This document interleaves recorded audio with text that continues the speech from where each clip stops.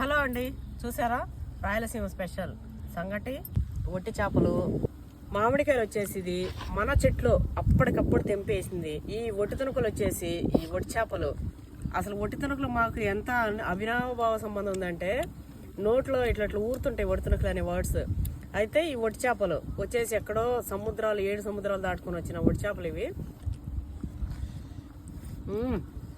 అసలు ఒట్టి తుణుకులు తీసుకోదు, మాంసాన్ని తీసుకోదు, పీసు. అబ్బా మా అమ్మ అబ్బాయి ఎక్కువ తినడు తక్కువ. అబ్బా అబ్బా ఏం చేసినామ్మా పినే, చూస్తున్నావా? సూపర్ టేస్ట్ ఉంది అని అమ్మ, సూపర్ అంటే సూపర్ ఉంది మా పిన్నిలాగా.